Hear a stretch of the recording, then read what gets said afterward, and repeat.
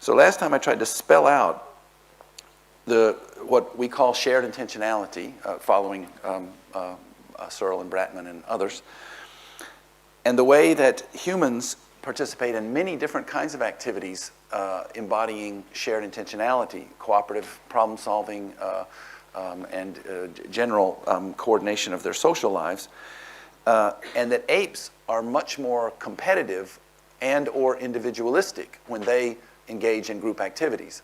So nobody asked me a question about ape cooperative hunting, group hunting, but in the group hunting, in our analysis, essentially the apes are still behaving individualistically, even though their behavior serves to surround the monkey. Each ape is doing what's best for himself. So the first one chases the monkey, the second one heads it off, the other one goes over here, and the other one waits on the ground and hopes the monkey will come down. So their behavior serves to surround the monkey, but they aren't operating with a shared goal, and they don't have coordinated roles in any sense of a shared activity. And that's the interpretation, at least. Now, in the domain of communication, what happens is I tried to argue that there were two essential things that were cooperative about human communication that were probably missing in ape communication. One of them is what I call the joint attentional frame, or the common ground, mutual knowledge, whatever you want to call it, that sets the framework. So that I started out by saying pointing means nothing. It only means something if we have some shared experience that is going to ground that and help you to figure out what it is I want you to think or to do. So in addition to, and that joint attentional frame is an embodiment of shared intentionality in the sense that it's mutual. We both know that we both know that we are attending to the same thing at the same time. Then secondly, in addition to the joint attentional frame, we have the actual communicative act itself, which has at least 3 layers of intentionality. There are more if you talk about individual motives, but just at the level of communication, and this is following fairly closely the relevance approach, although we may disagree on some details. But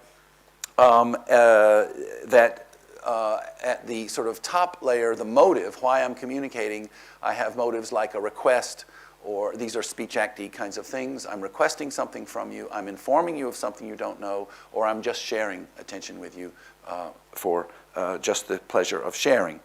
And those motivations all can be reduced to helping and sharing. And so I think human cooperative communication is about helping, that is, I'm informing you of something that you need to know, or requesting help from you, that's an imperative or request, or just sharing. And then all other kinds of communication, so that's the vast majority of what we do, helping and sharing, but there are these specialty motives like apologizing and greeting and thanking, which have special situations to which they're appropriate, and those are your classic sort of performative speech acts and stuff. But the main, what we're doing most of the time is informing one another of things, requesting things from one another, and sharing. So the social intention is about the motives. On the other end, the referential intentions are simply about me getting your attention on something I want it on. So I want your attention on the chair, and I can get your attention on the chair. That's not telling you what I intend in general, but that's a subcomponent of what I'm doing. And then, of course, the communicative intention, following Sperber and Wilson, the communicative intention that I'm signaling to you that I want you to know that I'm attempting to communicate. That's one way of saying it. There are other ways of saying it.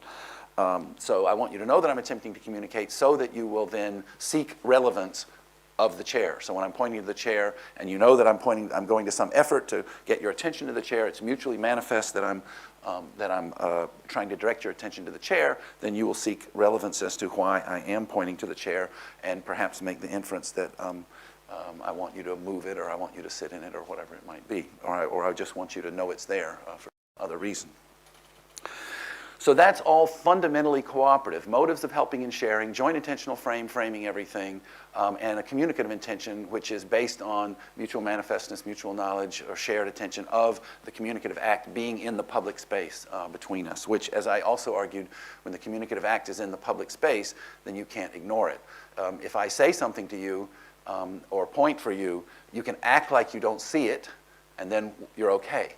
But if we mutually acknowledge that you saw the communicative act and you don't respond, then if you do that enough to enough people, we're going to end up putting you in the insane asylum because you're not responding to communicative acts from people, and therefore something is very wrong with you. So there creates this public, putting it in the public space creates a certain set of expectations and or obligations. And then the evolution of cooperative communication, I just tried to point out ways that each of these different sort of motives of requesting and informing and sharing, that each of them you could analyze from the point of view of benefits both to communicator and audience, and the benefits to communicator and audience basically in terms of fairly standard things like indirect reciprocity and reputation and things like that. And then I tried to trace ape attention getters, that is banging or something, trying to get your attention on me as a precondition for communication, that with shared intentionality, those could evolve into something like triadic deictic pointing. So not getting your attention on me, but getting your attention on something else. And the ape intention movements, things where I'm actually getting ready to hit you or something and to start play, and I'm doing this, could eventually involve, through shared intentionality, into things like characterizing gestures, where I tell you to do this or do that, which requires the same kind of shared frame. I actually didn't talk about characterizing gestures as much as I'd like to have last time because of time problems, and I'll make up for that to some degree today. So where we are today is, I want to talk about the ontogeny of pointing in human ontogeny. And the basic argument that I'm going to make to you is that this structure that I just outlined and reviewed of cooperative communication is present in human infants' earliest pointing before language. I alluded to the argument yesterday that someone might say the kind of examples that I gave last time, and of adults pointing in these very complex ways, someone might say, well, yes, but those are language-using creatures who are now pointing for all these complex communicative functions, but that it's because they're language-using creatures that somehow the pointing kind of draws off of that. And I'm going to try to convince you today that that's not true, because prelinguistic human infants already point with the basic structure of the joint attentional frame and the three layers of communicative intentions. The communicative intention, the three layers of intentionality. The communicative intention was going to require a little discussion about whether they really understand that and to what degree they understand that. They certainly don't understand it in the adult-like way, but I want to argue too that they understand the basics. Okay, so some people have argued that infant pointing, early pointing, is not the real thing. And as always, in science and philosophy, skeptical arguments quite often are bracing and make people actually do the work to show that it's there. So I'm going to try to give you a brief skeptical argument in just one moment, and then try to tell you about the evidence that we've hopefully amassed to argue against the skeptical conclusion. So early pointing at 12 months. For those of you who don't know much about infant development, for the first 9 months or so, infants' social lives is basically dyadic. That is, they are interacting with adults face-to-face, they are sharing smiles and vocalizing back and forth with the adult, and they can interact with objects as well, but they generally don't do triadic things where they are integrating the interaction with someone else and an object. So they don't have joint attentional things where they're monitoring someone else's attention to an object. They don't imitate actions on objects where I'm monitoring your action toward the object. They don't social reference where some scary object comes and they check to see what the adult thinks about it. They don't point and show things before 9 months. So it's dyadic, you and me, face-to-face, has all kinds of rich things.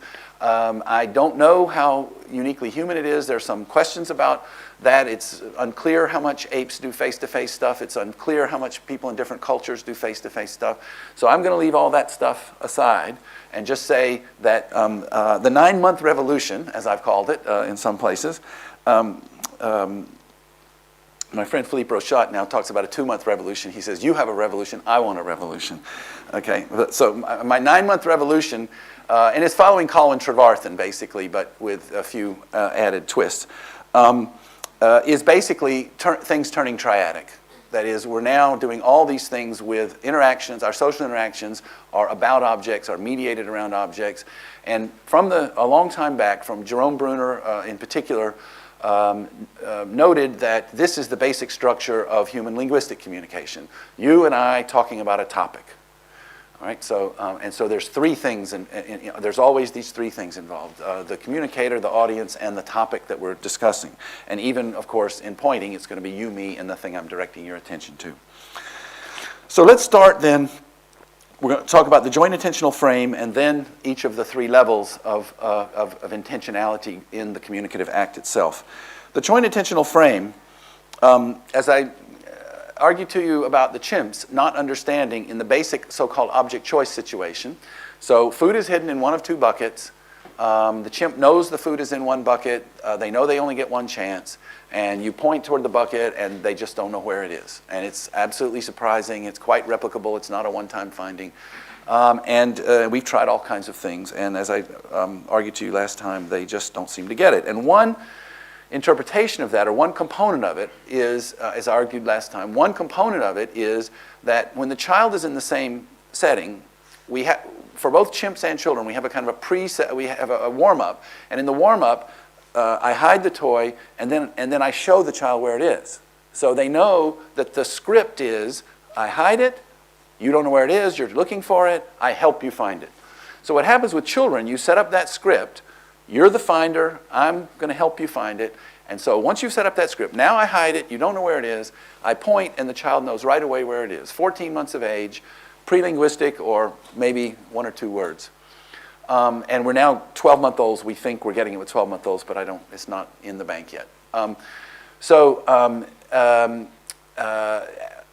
one interpretation is the child understands the joint activity, this joint game.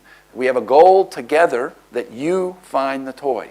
This is our joint goal, that you find the toy. You search, I help. All right? And if they understand that cooperative structure, then the pointing is trivial. Knowing what the pointing means is trivial, because I'm fulfilling my role. I'm just fulfilling my role in a different way. Before I tilted it over so you could see it, and now I point. But I'm doing the same thing. I'm just doing it a slightly different way. If you don't understand the structure, the cooperative structure of the game, then the point is meaningless, as it is for the chimps.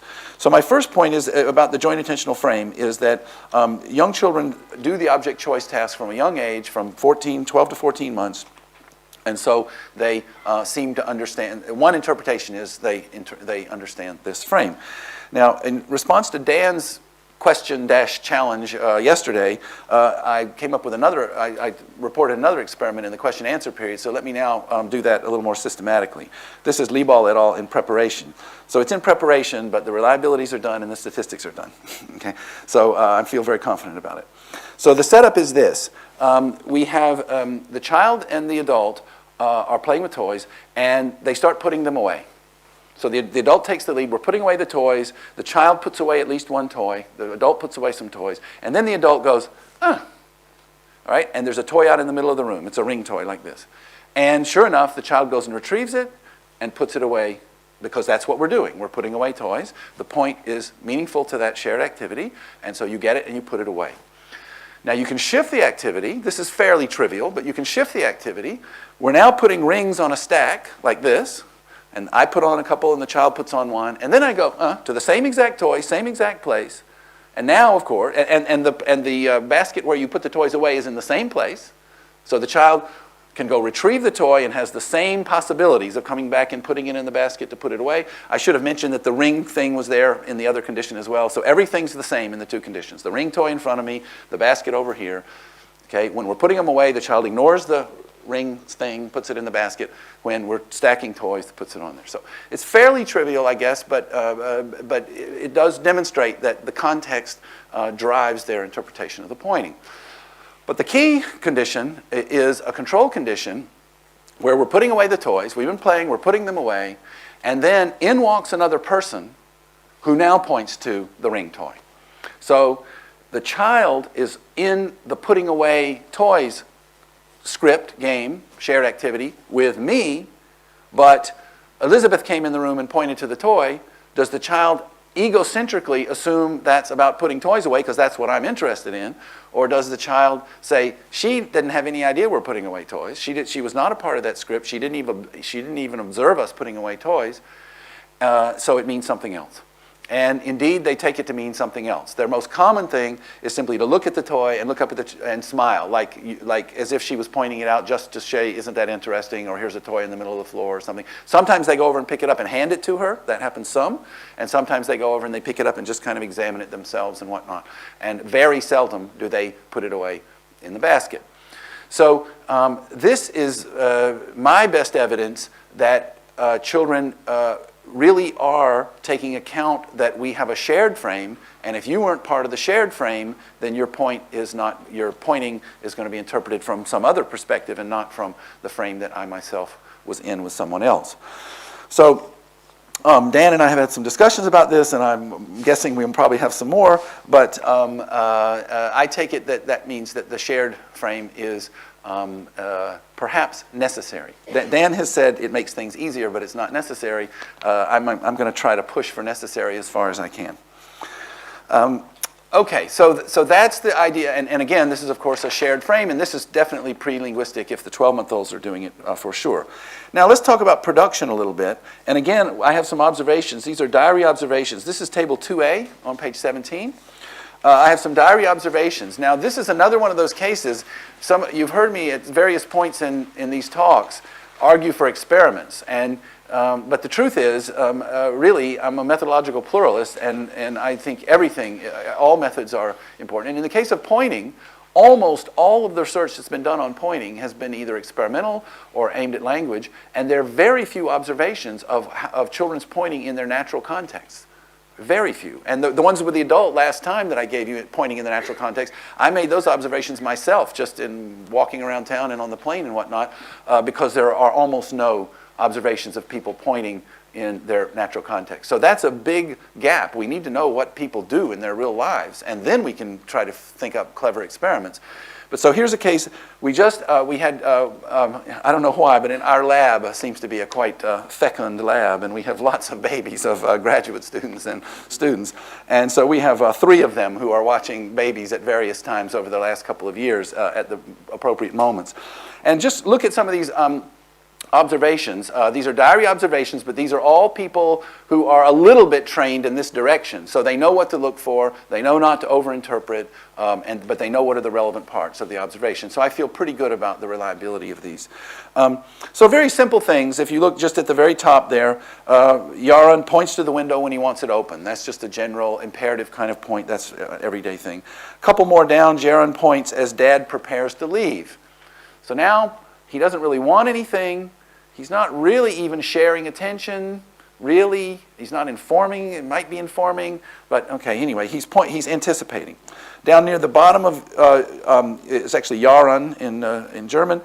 He watches as Dad arranges a Christmas tree, and then when Grandpa enters, he points to the tree and gives a "oh" like this. Now, this is interesting because there's nothing new about the tree. Nothing in his experience directly has changed. But Grandpa comes in and Grandpa hasn't experienced the tree. So it's not like, it happens quite often that you and the child will round the corner and there's some interesting thing and the child goes, "oh," but it's new for both of you. So it's not really diagnostic. The child could just be excited. But when it's old for the child and you come in and it's new for you and he says, "look, the Christmas tree," then that's a pretty interesting observation of a child, again, below 14 months. All these observations are 14 and a half months or below. And then another interesting set, Yaron, on a number of occasions, bumps his head or falls, and as Mom picks him up and comforts him, he tends to point to the location, point to the floor, point to the chair where he hit his head. So these are, I mentioned this last time, displaced in time and space. He's pointing he's pointing in some sense to the past event. He's obviously pointing to a current location, but the significance of it is to point out that something happened there a moment ago. If you jump down to now Lisa, about halfway down on Lisa, she does the same thing at about the same age, 13 and a couple of weeks. So Lisa pulled down a heating lamp halfway off the wall. Mom reacted to it, freaked out or whatever, and put it back. And Dad came in later, and Lisa points to the heating lamp to try to say what some exciting thing happened with it previously. The one right above that, mom is looking for a missing refrigerator magnet, and it's nowhere to be seen. And Lisa points to the basket of fruit where the magnet is under the fruit. You can't see it. So again, she's pointing for a missing referent, in this case, hidden from view. And the next to the bottom one, I actually didn't fill this all out. Mom is bringing a chair. Lisa needs her chair at the she needs her high chair at the table. And there are two different observations. In one of them, Lisa's at the table, and she wants the high chair at the table, so she points to the high chair. So she's pointing to the object that needs to be brought to the location. On this occasion here, Lisa is next to the high chair, and mom starts to get it, and she points to the location where it goes. So basically, in both cases, she wants the same thing. She wants the high chair at the table. But depending on where she is and what mom is doing, the point is either to the chair, which needs to be brought, or if mom's already touching the chair, then it's to the location where she needs to take it. So within the frame, given what's, assuming what's given for mom, either the chair is given for mom or the location is given for mom, then we point to the new part to direct mom in both cases to get her to bring the chair to the table in both cases. Okay, so these, to my knowledge, are the first sort of observations of child's pointing in their everyday life. By the way, you look up at the top, I have like, get me that, look at that, pointing for the self. There are lots of observations of the classic variety. These are the interesting ones. I took out the most interesting ones. So these are not representative. These are cool ones that I thought, wow, when I saw them. So I'm not trying to say they're representative, but they happen on a regular basis for all the children. Every few days you get one of these really interesting ones where it's displaced in space and time, or it's got some twist to it that makes it interesting. And you need diary observations for this because you bring them in the lab for an hour every few weeks. You're just not, you wouldn't catch any of these. So you need continuous observations. And so for those of you who know, I actually did a diary study for my dissertation. So I'm a big proponent of that, as well as experiments. Okay, so the joint attentional frame, I wouldn't say that any of what I've reported to you is absolutely knockdown argument that children understand the joint attentional frame within which things happen, the shared activity at the same level as adults do. But I would say all of this is pretty suggestive that children understand the context and that point differently in different contexts, when people know things differently, when different aspects of the situation are shared, even when something's missing or something's displaced in time. So even though these are obviously simpler situations than the ones that I talked to you last time about with the adults, so adults are pointing to the bathroom to ask if you're waiting in line for the bathroom, or they're pointing to tell you to move up in line and all that, they're obviously more complicated. Children, I can't imagine a 14-month-old in the airplane pointing to me to ask if I'm waiting in line for the bathroom, because the 14-month-old doesn't know enough about waiting in line in airplane bathrooms and stuff for that context to make sense. But of the kind of everyday contexts that they participate in, they seem to be quite flexible in being able to communicate to others about that, depending both on the nature of the shared context and on the nature of what the other person knows and is focused on in that context. Okay, now let's talk about the three layers of intentions. And I'm going to do these in kind of a different order. So if you'll recall from last time, we sort of have the social intention, which is the motive, like a request or whatever. And then the communicative intention is that I want us to know together about my social motive. And then the referential intention is the bottom. The referential intention is just me getting your attention on the chair, for example. But I'm going to start with the referential intention. I'm going to start at the bottom. And the reason is because the challenge, the skeptical challenge that I wanted to start with is made by Chris Moore. And Chris Moore makes the following observation, that it's quite often the case that when children, young infants, 12, 13, 14 months, when they point to something, they point to things that the adult is already looking at. And he has an experiment where that's true. So the adult is already looking at something, and the child points anyway. So his explanation was, children aren't really trying to direct your attention to something. They just want you to go, oh, or something. They want to get some reaction out of you. They want some emotional response. And they don't really understand that you don't know about that chair over there. You aren't attending to it. And they want to get you to attend to it. He thinks that interpretation is wrong. He thinks you're just trying to get some interesting response out of you, and they've learned that this does it. It's a kind of a behavioristic kind of analysis. So I don't believe that, and here are some things that we've done. Liskovsky et al., he's a postdoc in my department, we did a study with 12-month-olds, and I'm going to tell you about all the conditions here, and I'm going to use this study in a couple of times to make a couple of different points. So let me explain the study, and we have other studies with the same methodology, and so this one is going to set everything up. The basic idea is this. We're going to elicit pointing from 12-month-olds. This is relatively easy to do. So generally, what we do following George Butterworth's paradigms is I'm standing here, the infant's across from me like this, and we have little puppets and things that start jiggling around in the background. And the infant's over here where you are, and they just, ooh, okay, and they tend to point to the puppet. This is going to be generally a declarative, expressive, sharing kind of motive, just like, ooh, isn't that cool? They don't want it particularly, or in most cases, whatever. Now, the paradigm is this. We elicit pointing, and then we react in various ways, and then we look at the child's reaction to our reaction.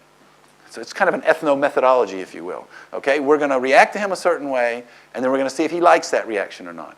The general logic is, if you do what he wanted, if you do what the infant wanted, then they should be happy, and they point, you do what they want, fine, everything's cool.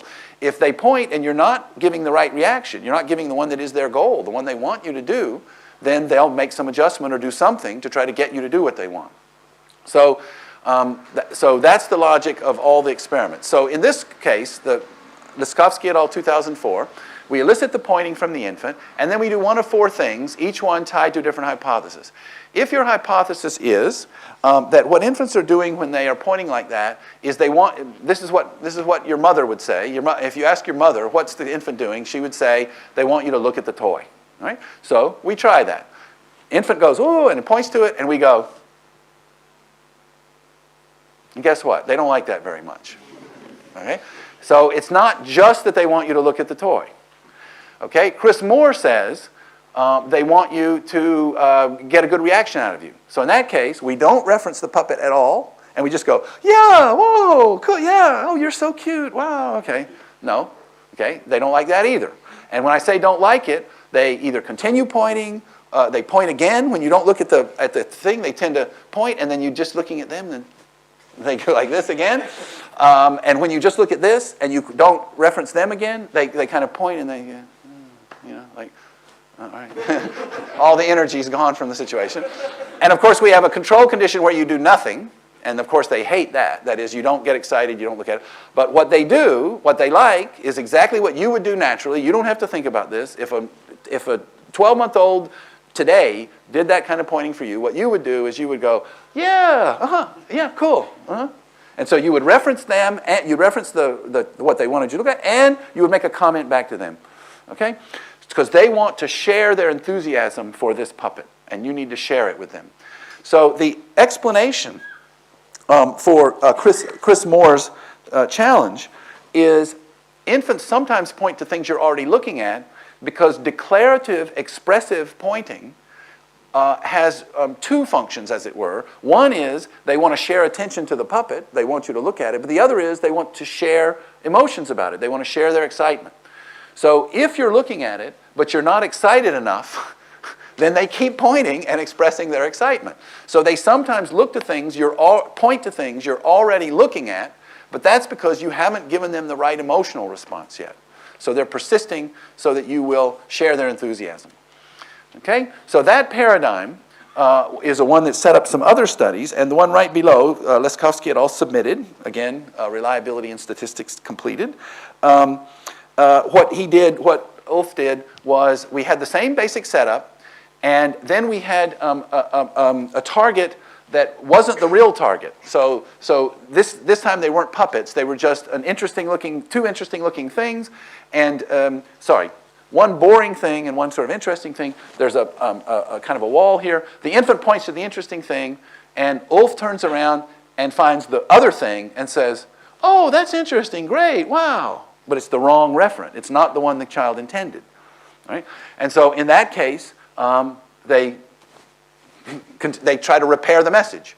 At 12 months old, they try to repair the message. They point again more than we have the various control conditions where and so obviously when he actually identifies the right target, then they tend to do one long point, and when you identify the wrong target, they tend to do like this. And over time, we do like 8 trials for the kids. If you've identified the right target, they keep pointing for you. If you keep identifying the wrong target, they kind of give up after some point and they stop pointing. Okay, so in that case then, we actually manipulated specifically, did you get the right target or not? And they care whether you got the right target or not.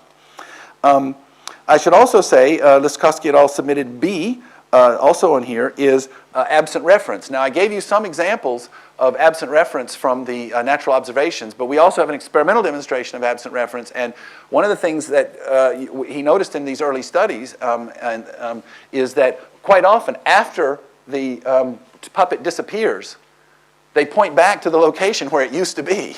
Right? And it doesn't seem like they want it to happen again. It seems like they're directing you, there's the place where something interesting happened.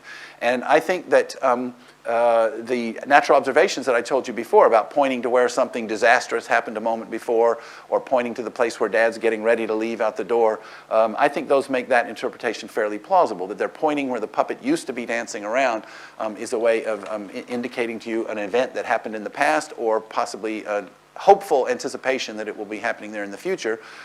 It doesn't look like a request, make it happen, and in fact the adult doesn't seem to have anything to do with the puppet. The puppet is spontaneously popping there, so I don't think they're telling the adult to make it happen. It's possible, but I don't think so. I think, again, absent reference is part of the argument of Chris Moore is that they're not directing your attention to something you don't know about, because the pointing is not about manipulating mental states at all. And we think it is, because we think the target matters. They know whether you're attending to it or not. And when you have absent reference, it really reinforces that this is about mental things, because now I'm not directing your attention to something you can even see. So I'm essentially trying to make you think about something that used to be there, or think about something that's going to be there. So I think the absent reference really reinforces the idea that it really is about mental things that they are communicating. They're communicating on the mental level and not just about behavioristically defined things. Okay, now, so that's the referential intention. They really do want you to focus on a specific referent. Now, that may have been something that you never doubted, but some people have doubted it, and so we thought it was important to document that they did. The reason people have doubted it is because they doubt that infants at 12 months of age understand attention or perception. So how could they be directing your attention or perception because they don't understand it yet? And we think there's lots of evidence that they do, and I'm going to come to some more of that later from other domains other than communication. But for now, I'll just say I think the evidence on the pointing is pretty good, that they do want you to, they're trying to direct your attention to something. Now, the motive or the social intention. We have expressives, informatives, and requestives. And so let me just say a little bit about each one of them, because I think they have all, those are the basic motives. There are these specialty motives, but those are the basic motives that I argued for last time. I argued that expressives are sharing, that informatives are basically I'm helping you, or I'm sharing information with you, or I'm helping you by giving you information you need, and requestives, obviously, I'm requesting help. So expressives. Now, you'll notice after each of these, I have a little italicized gloss. I want that we know that I want that we feel X together. Now, I'm sure some people will think that's crazy, that a 12-month-old has a structure like that. But I'm going to posit this kind of structure, and that's got the communicative intention embedded in it. The communicative intention is that I want us to know together that I want something. And that part, that argument will come later. But the reason I did it in terms of these primitives is if you look at each one of them, I want, we know, I want, we feel X. Informative, I want, we know, I want, you know X. I want, we know, I want, you do X for a request. Each of those elements, we have independent evidence from other domains, from experiments, that children understand these things to some degree. Now, the I, you, we, I'm not sure exactly what the right evidence for that is, but but certainly the psychological predicates of wanting and knowing and doing and feeling, I think we have external evidence for. So I didn't really go into the primitives so much last time, but I think that it's important when we try to give an interpretation of what children are doing. I think it bolsters your case significantly if you can provide independent evidence for your interpretation And if we can do that a little bit systematically, we can make the interpretation as precise as we can by doing it in a kind of a primitive language here, and then saying, okay, we need evidence for each of these independently if possible, and that will give us independent evidence that the interpretation is an accurate one. Okay, so expressives. Now I'm going to talk about the same study again because it basically shows the same, I just repeat what I said before. In that Liskowski 2004 study, what children want when they're pointing to the puppet and excited about it is they want you to go, yeah, okay. So they want you both to share attention and they want for you to comment on it and share. Another thing that happened in the second Liskowski et al. Submitted A, where I told you they found the wrong referent. So in that case, it was a 2x2. So John would like it. In one case, I told you he misidentified the referent, and the children didn't like that. In the other case, what he did, the child pointed excitedly to the puppet, and Ulf turned and identified the right puppet, identified the correct referent, and went, So I got the right target, but I didn't match your enthusiasm. All right? And we think that's one of the goals of the expressive. So if I come to you and I say, oh man, did you see that football game last night? Oh, did you see the latest Fellini movie? Right? You can do it. We do it all the time. But what I really want is I want for you to say, yeah, that was so cool, because I want you to share my enthusiasm. And that's what. And this is, I would say, this accounts for the majority of infant pointing. Really, is this? They just want to share this stuff with you. And so when you do that, when you just go, they deflate, and over trials, they quit pointing for you altogether. Because you're just really boring, or whatever the right word is. You're just not the right kind of partner. You don't give me any positive vibes at all. Okay? All right, so when you put those two together, infant declarative, expressive pointing, they want you to identify the specific referent, and they want you to match their attitude, if possible. Now, what we'd like to do, we're not sure how to do it, what we'd like to do is to elicit from children a negative attitude. So the infant goes, meh, or something, And then if you're excited, the prediction would be they wouldn't like that either, because what they want is they want you to match their attitude. So if I say, man, that was a boring game last night, and you might say, no, I thought it was an exciting game. It's okay, you can do it, of course, but it just somehow, what I want you to do is I want you to commune with me. I want you to commiserate with me that I spent a boring night last night, and you're right, me too. I was bored in front of my TV watching the football game also. Okay. So we think these experiments demonstrate that they both want to get your attention on something and they want you to share an attitude, a feeling with them. Now second, informative pointing. Now informative pointing, this study we called our sauna study because the idea came to me in the sauna because I was leaving the sauna after a workout. I was leaving the sauna, and one of the people in there pointed like this as I was headed to the door, and I had left my key, my locker key. I'd left it on the bench there. And I just thought to myself, as I was walking to the shower, I thought to myself, I wonder if a 12-month-old would inform you of something that you don't know, just to help you, just when you don't know it. So I'm going to, sorry, I forgot about my little pictures here. One second. So I'm not far off. Okay, declarative, we got to take one little quick step back. The quick step back is back to the expressive declarative pointing, just to so you can see, can you see that all right with the light? I don't know if we should dim the light, but it's probably okay. But if it's easy, fine. If it's not easy, don't worry about it. No, it's okay. That's good, yeah. Mm-hmm. That gets this off, yeah. Okay, so this is what I'm talking about. This is your everyday sort of pointing thing. Okay, the infant stops. The infant doesn't really want it. It's not a request. The adult looks, and they're just sort of sharing attention to it. Now, just to show you that this motive,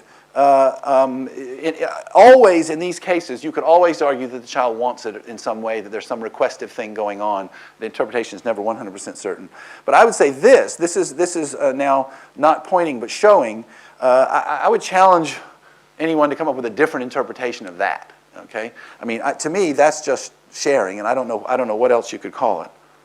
Right? Look, okay? And the child doesn't want you to, I mean, it's a boring block. The child doesn't want you to open it or do something with it. He's already got it in his hand, so he doesn't want it. What else could the child possibly be wanting? And of course, the fact that it accords with our intuitions, you know, this is what you do to your poor friends when you come back from your holiday and you say, look at my picture, look at me in front of the Eiffel Tower, okay? And they say, oh, cool, oh, great, okay? Okay, this is just sharing. And you're just sharing, and so I'm claiming to you that many of children's early points, and this is not a radical proposal at all. This is, in some ways, this is what people have been saying for a long time. But what they really are doing is sharing emotions with you, and that's what they're doing here as well. Okay, now informing. Now this is Ulf with his study of informing, and this is Leskovsky et al. 2006. And the basic idea is this. What we're going to do is the adult is going to misplace things, or somehow they're doing some stuff. The adult's doing stuff. The child's just watching. They're not interacting. Okay? The child's just watching. The adult's stapling papers, writing, doing various adult things. All right? And then somehow the objects get displaced. He's interacted with two of them. He's done something with this, and he's done something with this. They've been touched equally, and then they're displaced. And the displacement occurs 4 different ways. But I'm just going to show you one of them. And then the adult comes back in, and for example, one of the things she was doing previously was stapling papers.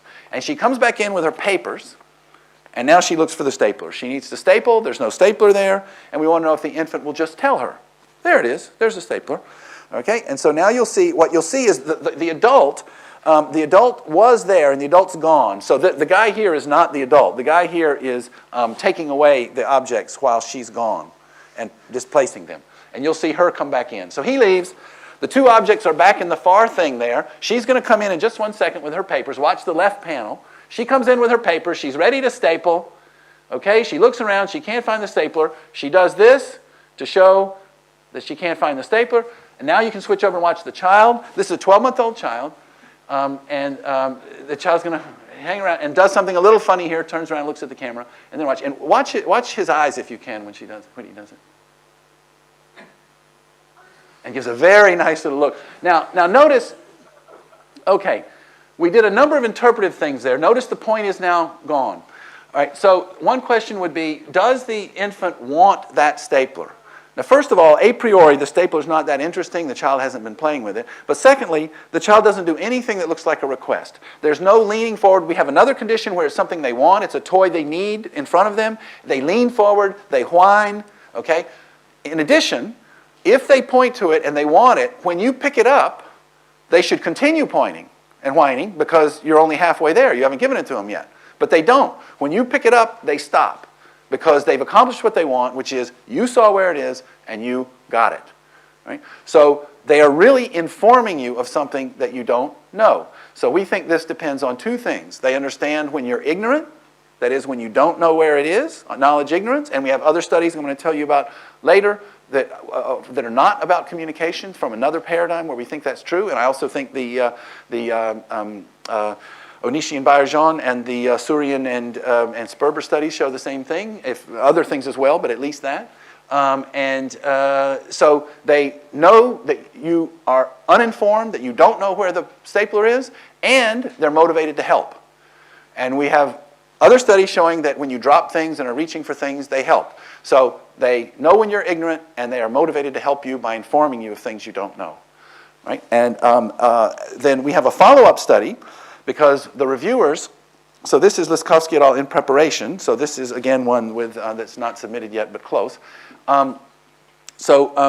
have, one of the reviewers said, the child just wants to see the stapling get going again. The stapling was fun to watch, and they just want you to crank it up again. So in this case, what we did was we had 2 equal objects. We stapled, and then we did these hole punching things. The Germans like these hole punching things to put away all your bureaucratic papers and stuff. So you staple it and you put the holes in them. So we staple the paper and we punch holes in it both. So both objects are equally associated with the paper. Now I leave, somebody puts them away, I come back with my paper, I could now want either one equally. So if I want to keep the activity going, it could be either one equally. But then what happened? Oh, sorry, I made a mistake. Somebody didn't put them away. I come back with my papers. I put one of them over here on purpose. I put it out of the way. And then while I'm putting this one away, this one falls away in some way. It actually, 3 different ways it moves. Okay, but I put this one away, and then I come back and I go, okay, and the idea is I don't want this one because I put it away, and I know it's over there. If I wanted it, I would just go get it. And this one is missing. All right? So in that case, again, they point to the one that you don't know it disappeared. So, so we think those 2 studies together demonstrate that children do engage in informative pointing, just like the person in the sauna did for me, that they know that you don't know where it is, and that they're helping you by informing you of its location. Okay, requestives. Now, requests or imperatives are very difficult to interpret, and Francois Reconati on the first day pointed this out, that when the infant is doing an imperative, it might not be anything high level like I want you to consider my goal and perhaps help me get it. That would be a cooperative high level one, that I tell you what I want, I inform you what I want, and then I'm hoping that you will choose to cooperatively help me get what I want. That would be the cooperative high level imperative. The low level would be something much more, it could go very low level. The behavioristic level would be, I know when I do that, you get it for me, and I have no idea how that works. I have no idea how it happens. You can move up just a little bit of a level where I'm telling you what to do. I'm telling you to get it for me, and I'm in a kind of I'm ordering you to get it for me. And in fact, that's the way I interpreted what the chimps do when chimps go for humans. When there's food and chimps for humans, they go like this. And I think they're telling you somehow to look there, get it. And they're not saying, here's what I want, and I hope you'll help me get it. I pointed out that if this is a distinction that is hard for you to sort of grasp, that a lot of human requesting is indirect requests, right? So I say, do you think if it's not too much trouble, you possibly might think about if it's not getting me a Perrier? Or I just say, I'd like a Perrier. Now notice, I'd like a Perrier, you interpret that as a request, but actually, all I'm doing is reporting on my inner state. I'm saying, I would like one. And you could respond by saying, oh, good, or I would too. All right? But I'm reporting on my inner state, and then you're supposed to do something about it. I'm hoping that you'll do something about it. So a lot of indirect requests and politeness are basically, rather than me telling you what to do, this would be back in this, what we talked about last time about some of these things about reputation and all that sort of thing. I think a lot of politeness, not all of politeness, because a lot of politeness is due about power and hierarchy and stuff, but a lot of politeness is about me enabling you to be nice. So instead of me telling you, get it for me, in which case you just have to get it, what's in it for you? But if I say, boy, I sure would like one, and you get it, then you can display how nice you are. You can show me how nice you are by getting it, and I've allowed you to do that by being very indirect and not by ordering you to do it. So if I order you to do it, then you're just doing what I tell you to do, then you're a sucker, all right? You're a chump because you did what I told you to do for no reason. But if I say, boy, I sure would like one, and you get it, then you're a nice person. So by being indirect, I can enable you to show your niceness in a public domain. So the request, I don't have any great arguments for you that this is one of our major research directions. I say major directions, we have 0 studies going on, but this is one of our major challenges that we're thinking about now, is ways of distinguishing different kinds of requests, because infants start requesting things very, very early. It depends on, they're crying from the day they are born, so they're in some sense requesting help from adults from the day they're born, but the question is how they understand those requests, how they understand how they work, and we'd like to, it would be consistent with our approach if there was some change at around 12 months where before that they were doing it more in a demanding way, and from 12 months they're doing it in a more cooperative way. But we have, at the moment, I have really no evidence for that. I'm just putting out the hypothesis. I did mention last time that there is a study with 24-month-olds and 30-month-olds done by Helen Shui and Ellen Markman, and a follow-up by a student with a it had some problems, so we're trying to fix those. But the basic idea that we're thinking of is the child requests something from you. So there are two objects. There's a really great one, a really great toy they really want, and like a piece of paper or something really boring. So the child always asks for the toy, or you wait till they ask for the toy. And then you can do one of four things. It's a 2x2. Either you understand them or not, correctly, yes or no, and they get what they want, yes or no. So the straightforward one, you understand them, they get what they want. Oh, you want the toy? Okay. The one where you understand them, but you don't give them that, you say, you want the toy? Sorry, you can't have it. Here's the paper. Okay, they're not very excited about that, obviously. You misunderstand them. You might say, you want the toy? Sorry, you want the paper? No, you can't have it. Here's the toy. So that's the interesting condition. You want the paper? No, you can't have it. Here's the toy. So you misunderstood them, but they got what they wanted anyway. And what these young kids from about 2 will do is quite often they'll repeat themselves because they want the message to be successfully communicated in addition to getting what they want. So they have these two layers. They want the toy, but they also want you to know that they want the toy and that they were communicating to you about wanting the toy. So anyway, we're thinking about situations like that where we try to pull apart the different layers of intentions that go on in making those kinds of requests. Okay, now these sort of what I call specialty motives, I'm trying to stay away from words like performatives because they carry so much baggage with them. These sort of specialty motives that children do from a pretty early age are things like greeting, children saying hi and bye. These are going to be linguistic for the most part. There's no pointing involved, and we're focused on pointing here, but I just want to mention them.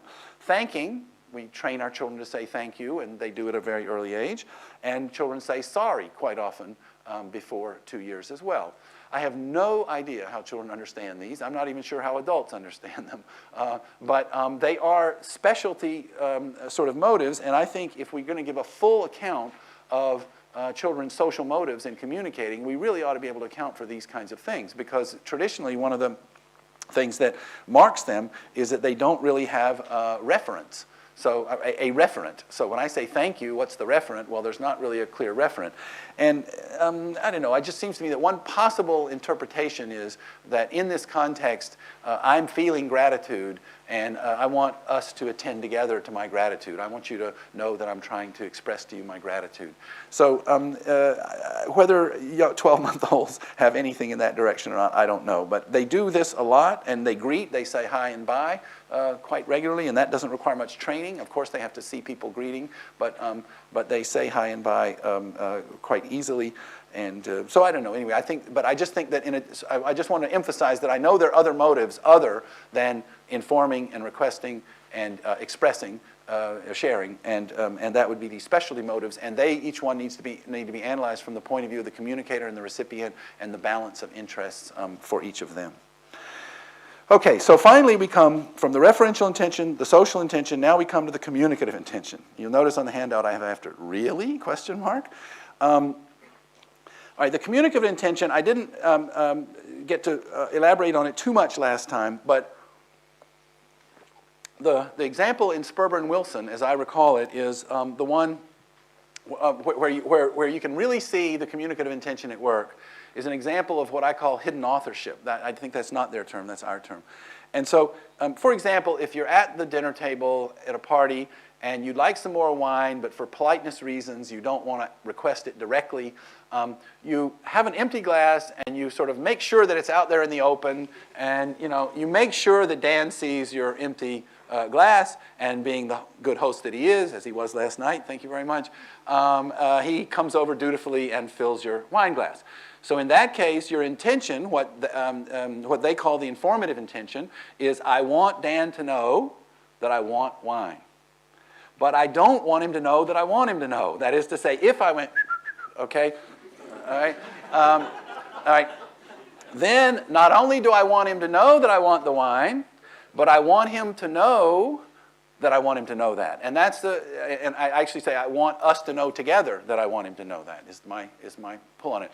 So those are cases of hidden authorship where the normal case, this is what's paradoxical, and I think you guys have talked evolutionarily, it might be that the that the ostensive, the simple informing intention came first, that I just want you to know something. And then this communicative one gets laid on top of it. But acquisitionally, that's not what happens. Acquisitionally, at the beginning, it's all out in the open, and I'm making this request. And actually, what you have to do if you want to not express your communicative intention is you have to hide it. You have to make it not. You have to make it take it out of the public domain that I want you to know this. So, so infants do not do anything like this. They don't lie and deceive. They don't use sarcasm and irony. They don't do hidden authorship. So on that level, they don't have a full understanding of the communicative intention. But I still think they have some understanding about this thing being, about the communicative act being mutually manifest in the joint attentional frame in some way. So here, let me give you my best piece of evidence for it first. So that's halfway down, Benet et al. 2005. That's the basic object choice study. And it had a control condition. So that's the study where food hidden in one of two buckets, you simply point to it like this. And the way she pointed was like this. This arm over here, you'd be surprised how long we spend sitting around tables deciding which arm to point with and how far the point should go. But we script everything really, really carefully. So she points with this arm over here and points basically like this. And in the experimental condition, she goes like this and is telling the kid that the toy is in that bucket over there. Okay. In the control condition, she looks at her watch. Okay. Okay. So she goes like this. So the hand is basically the same, but she doesn't reference like this. Okay? So she just looks at the watch. So the superficial behavior is very similar, not the same, because they're not a referencing look, but that's the ostensive cue, and that's absent. And in that case, I think this is interesting. The frame of the game is set up. The child understands they're to look for it. It's not that they don't look. It's that they look randomly. Okay? So it's not that they don't know they're supposed to go look. They know that from the frame of the way we set up the game. But they don't understand this as a communicative act that's informing them where it is, because it doesn't have the cue saying this is for you. So we have taken to saying understanding that something is for me. And it's not clear exactly what for me means, but it's not only for me in the sense that I know it's directed to me, but it's a little more than that. It's the kind of Gergely and Chibra pedagogical stance. This is for me. This is for you. You're supposed to pay special attention. Now, jumping back up to the top on the handout there, the second entry there, where does this come from? I think children all the time, sorry about this. Usually I do a full PowerPoint, and so I'm going one by one. And here I'm on my outline, and so I keep forgetting to do my videos here. But I have to show you these videos. Sorry. So here's one more. I'm sorry. You have to push the pause button, please. And now we're going to go back in time and come right back. Okay. Here's another informative point. She's putting away these little blocks, and now watch the upper right. It's very quick, but the child's going to tell her the one she can't find very quickly. Okay? All right, let me just, I know that happened very quick. So watch the upper right. She's putting away the blocks. She can't find the last one. And he's going to point very quickly. He says, da. That's German is there. Da. Okay? So that was just, I'm just showing you that because, again, for me, showing it in a variety of situations always makes it much more compelling than if you see it in only one situation. So a very different situation, he does that. And these are going to be requestive points. These children are 18 months old. This is in the context of our cooperative games. But the kid is, the adult is, these are in the same experiment I showed you to demonstrate cooperation last time. But this time, in the context of a cooperative activity, the child is going to tell the adult what to do on her turn or his turn. And so this is a tube that pulls apart and there's a toy inside, and the adult is going to be difficult. All right, and so the adult picks his up and he's ready to go. The child has seen two adults do this briefly, but the adult's now being difficult, and now he stops altogether, and you'll see a couple of nice points here. Okay? And look to the face. You notice he looks to the face when he points. That's always important. And then he's ready to play again. Okay? And now this is one of my favorite videos. This was in a study of helping, But this is going to illustrate many points. This is going to, my whole talk is in this video. Okay, starts to be helping, and then it turns into cooperation, and there's some beautiful points in it. So it's everything, all in one. Okay, so this is a study of helping, and here comes Felix with the magazines, and he's putting them away. The child has no idea what's going on. The child's just observing. They're just kind of zoning out, following what's going on. Okay, now, here comes Felix again. The cabinet's closed, and, oh, he needs help. Spontaneously, nothing like this. The child hasn't seen anything like this, done anything. And watch a very nice quick point here. They go there, and then we'll get a longer one. They go there with a look to the face, a beautiful look to the face. Okay? And now he puts them away. Okay? Now, here comes the interesting part. This is not exactly communication, but I can't help. I like to share. Okay? So, so he's coming back now. The kid knows the script now. Now this turns into cooperation. It was helping, but now the kid, before he even gets in the picture, he already starts the whole sequence, and he tells him what to do. They go there. Okay? The door closes. He makes sure that it opens, because that's part of it. Okay? Felix puts them away. And it shows understanding of the guy's role because I'm telling you where to put them, and it illustrates what I would call the cooperative version of imperative pointing. I don't think he's ordering him to put them there. He's telling him, here's where they go. Okay, so anyway, so I'm sorry that I forgot those, but those are to illustrate the second two motives of pointing, that the declarative pointing, which was the showing, and the pointing just when you're looking at something together and you want to share emotion about it, and then the informative pointing was the experiment where he just tells you where the stapler is, and those were, I would call them imperative pointings, although, again, imperative is in these requests, but he's saying they go there, or put them there, or something along in that direction. Okay, so sorry about that, I just forgot that. So now, back to communicative intention. Now we've done with the motives, and we're back to communicative intentions, and I think that this control condition with the watch on the hand is very telling that the children know something is for me, or not. And now, the second line under communicative intentions, where did this come from? Well, if you think about it, children are constantly, young infants constantly, from very early, have adults wanting them to do things. So the adult's putting on their diaper and they want them to hold still, you know, or they're putting on the shirt and put your arm out, you know, here, and they grab the arm and put it out so you can put the shirt on or whatever. Or in some traditional cultures, when the child is on the hip and they need to go to the bathroom, the adult holds them out like this so they can go to the bathroom. So the adult is always manipulating the child physically because the child's not ready to accept a communicative thing yet. They're not cognitively competent enough. So the adult wants them to do things all the time. So children, I think, come to understand at some point, I don't know where, 6 to 9 months or somewhere in there, children understand she intends or she wants me to do something. Right? And that this is for me in the sense that it's directed toward she has intentions toward my actions or intentional states. And so I understand that's not up at communicative intentions, but that's in the direction. That's this behavior is meant for me in the sense that she's trying to get me to do something. And so they learn to do that. They learn through things like eye contact and various other things that this is directed toward me. And so then when they start understanding when they start being able to share intentions in some way and have mutual knowledge of things, the idea is supposed to be that they know that this is supposed to be for my cognitive or intentional benefit, and it's supposed to get me to do something, via communication and not via physical moving my arm around. And I know that's a big jump, and I'm waving a magic wand and saying how they get from one to the other. But at least they experience things in that direction for quite a while. And Gergely and Chibra have a whole list of things like eye contact and other kinds of ostensive cues that children are sensitive to from quite early. They're sensitive to eye contact quite early, as well as a number of other things that basically are cues that this is for you. I have some other things here that are not so compelling. I'm not even going to go over them because they're not that compelling. I will do, there's one other study, however, that at about 14 months, Henrico Moll and I did a study where children know,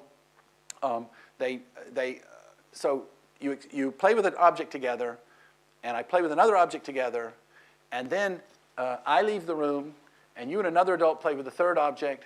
So the child has played with all three objects equally. They're all equally old and boring, equally experienced with them, but I was out of the room for the third one. We shared the first two, and then I was out of the room and I didn't experience the third one, and I come back in and I say, whoa, wow, can you give me that? But I'm pointing to the whole three of them. And 12-month-old children and 14-month-old children know the one that you are ignorant about. They can identify the one that you didn't experience. So there are two things. One is they need to know the general principle. People get excited about new things, not old things, because that explains your excitement. And secondly, they need to know what's new and old for you. And Henrique and I also manipulated some things and found that if all you did was look at the object, look at the first one, or actually manipulate the first one, manipulate the second one, but you didn't share it with them, then you left the room for the third one, then they didn't know what was new for you. They picked randomly. But if you shared the first one and shared the second one and left the room, then they knew what it was. So they register what you know and don't know in situations of sharing before they register what you know and don't know by just observing you observing things. So we think this illustrates that they know what they've shared with other people. If you've actually interacted much with a 9-month-old or something, I had a Philippe Rochat's baby from somewhere between 6 and 9 months of age. Whenever I would go over to their house, we had this little game. She would put her hand up near my mouth, and I would go, whoa, whoa, whoa, you know, I would gobble up her hand or whatever. So whenever I came over, that's the first thing she would do was put her hand in my mouth. And they said she doesn't do that with anybody else. So she knows what game we play together. And so I think it's not ridiculous to think that they know from sharing activities, they register what you perceived and understood in that situation, and they know that later. And in situations where they're just observing you from the outside doing something, it's just somehow not as salient. We don't have a great explanation for exactly why, but in any case, it's not as salient for them, it's not as meaningful for them when they're just observing you doing something. But when you share it, that's important. I think one possible explanation, a more sort of biological one, evolutionary one, is that what's absolutely critical in human communication and linguistic communication is knowing what we've shared and what we haven't, what's new and old information. So information structure in general, topic and focus, choosing a noun versus a pronoun, all of that is based on what's old information or boring and shared, and what's new and exciting. And so I stress new elements and I de-stress old elements. I choose a pronoun if we share it. I choose a full noun or a noun with a relative clause if we don't share it. All kinds of things that structure the information structure of the sentence and the referential choice of the noun phrase. All of those are determined by me knowing what's old and new for you. And the most important case of that is when we've shared it or haven't shared it. And that's the previous discourse context. What we've been talking about before, we can assume we both share. And then if we haven't talked about it, then it's new. Sometimes I take your perspective and it's not shared, but the shared is the key one. Okay, so finally now, let me come to the characterizing gestures. I didn't talk about those much last time, but I think they're important. And they have not been studied very much. Now, some of you may have heard of baby signs. There's this big baby signs thing in America. And Linda Creedlow and Susan Goodwin started this program where they teach kids, so, you know, this is a bird, and, you know, and this is a fish, okay, or whatever. And they teach them these things, and a lot of kids who are actually late talkers learn these little baby signs before they learn to talk, and they think that's a good thing. But there's been some implication that the kids are using this as an iconic representation of a bird, okay? And this is an iconic representation of a fish. I can't do it very well. But I don't think that for a minute, okay? And the children don't invent these. They imitate the adults doing them. And the fact that this is a fish, there's no way in the world a child is going to invent for themselves that pucking in the cheeks is a fish. I mean, that, you know, the adult does that and the child imitates it. Okay, so these are wonderful symbols. They're a wonderful thing for all kinds of reasons. But the question is, do children invent any iconic signs? And the answer is there's very little evidence. And iconicity in evolutionary, to talk about the evolution of language, iconicity is thought to somehow be easier because the symbol resembles the referent. But the truth is iconicity is hard. And iconicity is hard because whereas pointing has this sort of grounded in space, directing your attention somewhere, this, I've got to do a kind of a mind-reading thing. That this is going to remind you of what I want it to remind you of, or this is going to remind you of a tiger, or whatever it might be. And so I think you've got more theory of mindy kinds of things going on in these characterizing gestures. And there aren't any real good studies of children's spontaneous characterizing gestures. The only studies there are these ones that are taught that kids learn from adults. In the table 2B, I have some that were made by Melinda Carpenter, some observations she has made. The ones with stars beside them are the ones that she taught. So the ones at the very beginning, pre-12 months, are what I would call ritualizations, hands up to be picked up. So these are just ritualizations like chimp gestures, the ones at the very top. Hands up, reaching for giving, putting mom's hands on things, bouncing excitedly to get this bouncing game going again. Then the stars are things that she taught him, various baby signs. Then about 12 to 13 months, he does a couple of things that are a little bit ambiguous. So for example, she washes his hands for him, and he's supposed to put his hands out like this so she can wash them. And then at some point, when he wants his hands washed, he does this. He does this kind of like this to have his hands washed. These are all ambiguous. I'm not really sure how to do that.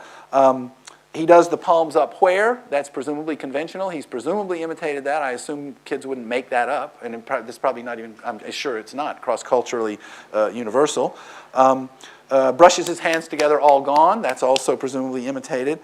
Shaking his head, no. The only one that looks sort of creative and iconic is where he's shaking his head no as he's pretending to bite a balloon. Earlier, he had bitten a balloon, and his mom told him, don't do that. And so the balloon is over on the table, and he kind of looks at it and goes like he's threatening to do it or whatever. Okay, but you can see it's a fairly meager lot. Kids don't just, I gave you the example of me going like this to ask for grated Parmesan cheese at the counter.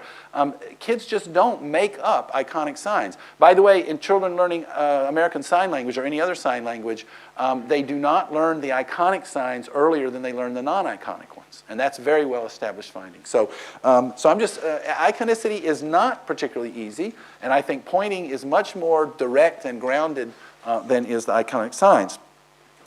Okay, but now let me show you a little study that we're doing now, because children don't produce them very much, and so I'm still struggling with how to think about them not producing them much. It's very possible the reason they don't produce them so much is because language takes the place, and it might be that in evolution they did use characterizing gestures quite a bit, because they're like imitation in some way, right? I think the two basic functions, the two basic ways that seem most obvious to me, I don't have any evidence for this, but one of them would be the function of a relative clause. I would say something like, I want the thing that does this. Okay? I want the thing that does, give me the thing. So I'm referring to an object by giving it a characterizing gesture. So in language, that's a noun phrase with, that's a noun with a phrase telling you which one. So I want the one that does that, or I want the chair that does that. And the other one is I'm telling you, no, do it this way. You have to twist it. You have to do it this way. So I'm either telling you what to do, or I'm telling you to get me an object that does something like that. I think those are the two most obvious functions for which you would use a characterizing gesture. And again, that's just intuitive. I don't have any evidence for that. But since children don't produce them, we've looked at them comprehending them.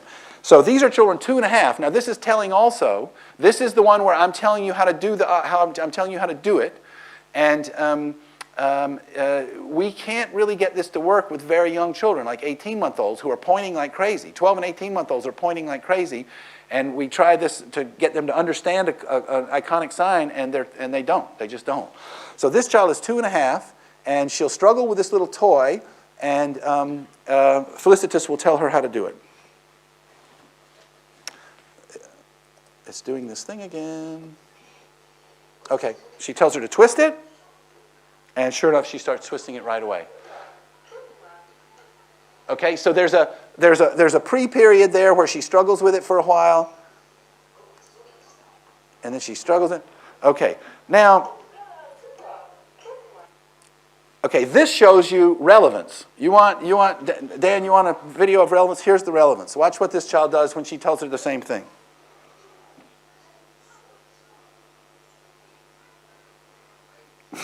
The child does it in the air, okay? She doesn't know that this is relevant to her trying to open the box.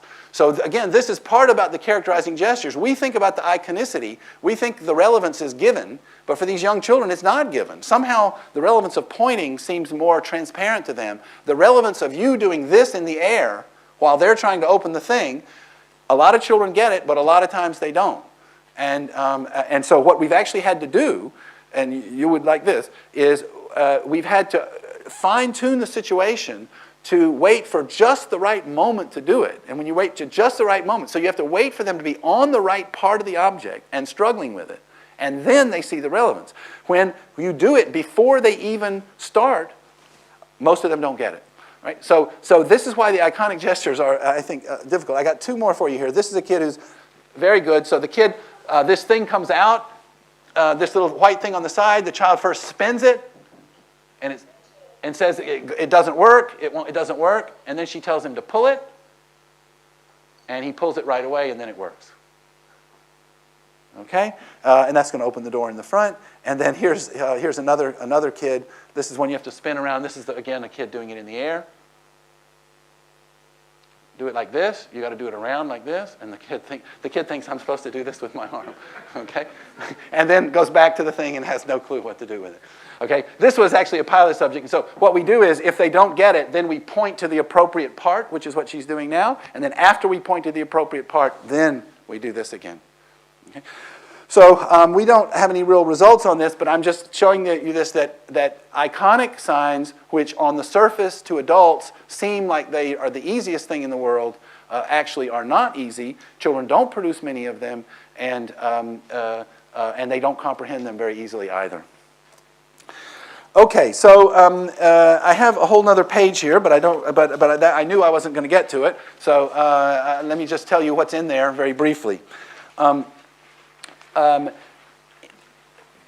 The last plank of my argument for children having basically the full structure of communicative, of human cooperative communication with these early points is, with some possible exceptions about the communicative intentions, but they have the basic idea of the joint attentional frame, the different layers of motives, the cooperative motives, is that why, here's the question, why do children start pointing in these ways at the age they do? Why not earlier, why not later? Why just the age they do? That's the developmental question. And that question can help you decide what the constitutive skills are and motivations are. So infants, this you may or may not know this, infants actually put their fingers out like this from about 3 months of age. This is well established. Hannon and Fogel and Hannon, they do this all the time, okay? And they walk around like this, okay? And some kids more than others. So they've got the hand shape, okay? They got that 3 months. In terms of functions, kids want adults to do things for them. They have the imperative motive, the requestive motive, like I say, from birth. They're crying and getting adults to do things for them from very early. They also have something of the sharing motive. If you believe Trevarthen, where they just share emotions back and forth, they have the sharing motive. So again, it may not, it's the dyadic version and not the triadic version, but okay. So they want adults to help them get things. They like sharing with the adult. They've got the finger point. Why can't they put them together? Why can't they put together the finger point for wanting something? They got, it's something, it's like 6 to 9 months before they do it. Well, the answer is that at around 9 months, we have this 9-month revolution, 9 to 12 months, where children, for the first time, we have independent evidence that they start understanding, and this is in the second thing here where I have answers, understanding goals and intentions, understanding perception and attention, understanding what others know, mutual attention and knowledge, and they understand helping. Okay, so it's all at about 9 to 12 months of age that I would say understanding others as intentional agents and understanding and being able to share intentions with others, these all emerge in the 9 to 12 month period, and sure enough, that's when these pointings emerge. So what I have in the capitals there is this answer provides evidence that early pointing is based on mental states because we have independent evidence of these things from other studies, and it happens to be emerging at the same time when it could have before if you just look superficially at what's required, but it waits for these things to happen and then it happens. So that's at least correlational evidence that these things are involved. I also think it also justifies these primitives of if you go through study by study, that they understand when you want something, they understand when you're attending to something, they understand when we're enjoying attention together. So the primitives that I've used to analyze it, it also justifies those. So I'll skip the sidebar and just say that another final interesting fact is that we really don't know, if you say how do children actually then, how do these things come together, how do they learn to point to request and all. The truth is we don't know how children learn to point. And we don't even know how much learning is involved. That is to say, you can imagine several scenarios. One of them would be a kind of a ritualization where they point to things for themselves or whatever, and adults react to it and react the right way, and it gets socialized. That was Vygotsky's sort of idea, that I do it non-communicatively and it gets socialized by adult reactions. You can imagine me imitating adults doing it. Okay? You could imagine that I point spontaneously, innately, or whatever, and that gets socialized. You can imagine a lot. And the answer is we don't have a single study that addresses this. So we don't know whether kids learn to point by imitation or by some other means. So we actually are working on a little bit of that now indirectly, where we're doing correlational things of do mothers who point a lot have kids who point a lot, but it's all indirect. It's not very good. What we'd like to, if we didn't have any ethics, we could answer it quite easily. You know, we would have some mothers not point for their children and other mothers point more for their children and things. But we thought maybe the ethics committee, of which I'm chairman, wouldn't approve it. So, so anyway, it's an interesting. And the origins of the characterizing gestures are unknown as well. And I guess for me, the central question is the degree to which imitation is involved. Are they imitating pointing, or is something else happening? And I think it's possible that the very early points are kind of ritualized or socialized, and that the later ones are imitated. I think it's possible they ritualize the early ones and later discover he's doing the same thing I am and they're imitating. So it's everything's open, and we don't really know that. Okay, so to conclude, early gestures have the full structure of human cooperative communication before language, based on mental states, intention, attention, knowledge, not beliefs, knowledge of the connaître, not savoir variety, perspective, absent reference, based on shared intentionality, joint intentions, joint attention, joint knowledge of the connaître, not savoir variety, motives of helping and sharing, including informing. They don't do concealed authorship, deception, and all those sorts of things. That comes later, but I still think that they have at least some of the basics of the communicative intentions. How they learn and acquire them, we don't know. And I'm going to try to go next time from this and try to take these basic elements and move into language and linguistic communication, which was not what the published abstracts say. I decided to do language sort of at the last minute. But we'll try to get from here to language next time. Thank you.